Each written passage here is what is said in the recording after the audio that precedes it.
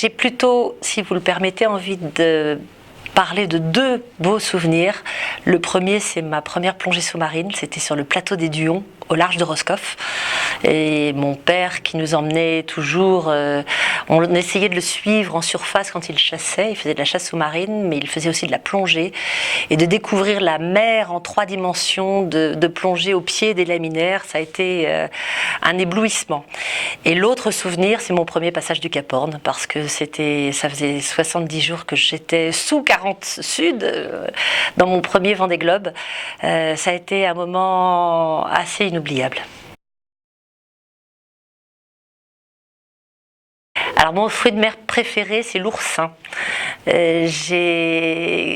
Là aussi, quand j'étais gamine, parce que mes souvenirs de mer et ma passion de la mer, c'est mon papa qui me l'a transmise.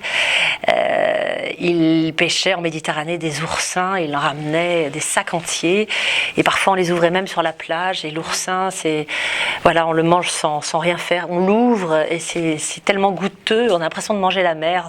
Moi, j'adore. Voilà.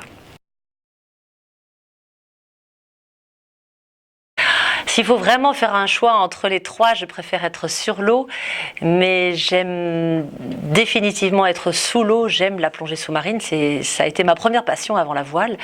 J'aime être sur l'eau aussi parce que sur un bateau, on profite à la fois de la mer, mais aussi de l'espace. Enfin, voilà, il y a un côté magique.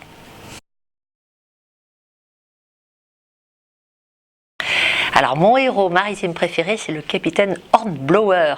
Qui n'a pas lu, alors il n'existe pas, c'est le capitaine Hornblower, c'est un personnage d'une saga absolument formidable. Alors ça ne raconte que des combats navals, mais c'est extraordinaire. J'ai été fascinée par ce personnage qui sait gérer son équipage, mener ses hommes, à la fois en tant que marin, mais aussi en tant que soldat.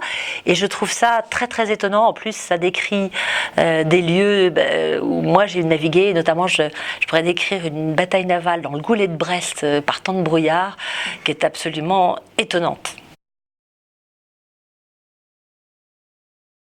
Alors sur un bateau, moi j'ai tendance à emporter beaucoup de choses, surtout sur mes Vendée Globe, comme ça durait plusieurs mois, j'avais beaucoup de choses, mais quelque chose, un élément que je n'ai jamais oublié sur mes tours, ce sont des reproductions de tableaux de Gauguin et de Van Gogh, parce que en mer, on n'a plus de vert, on n'a plus de toutes les couleurs, sauf les couleurs des couchers et des levées de soleil, qui sont toujours merveilleux. C'est des moments formidables en mer. Mais les tableaux me ressourcent. En fait, l'harmonie des couleurs de Gauguin et de Van Gogh, ça m'a toujours accompagnée et soutenue pendant mes tours du monde.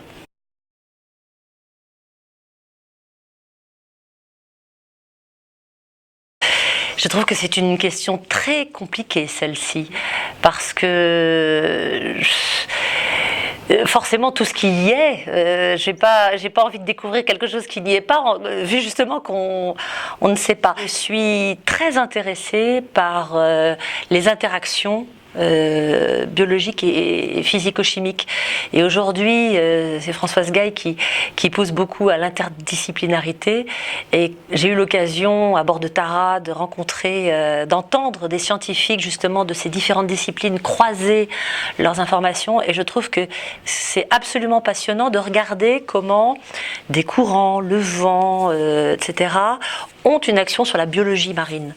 Et ça, je trouve ces interactions sont vraiment intéressantes. Oui, c'est nos terres australes, un grand pan de de la dimension, enfin de l'espace maritime français. Et moi, forcément, ça m'évoque Kerguelen, parce que lors de mon premier Vendée Globe, je suis passée juste au sud de Kerguelen et j'ai vu le dôme Ross. En plus, c'était quelques jours après avoir été très chahutée sur le bateau, je m'étais à moitié retournée. Et là, c'était magique ce passage au sud de Kerguelen, parce qu'il faisait beau.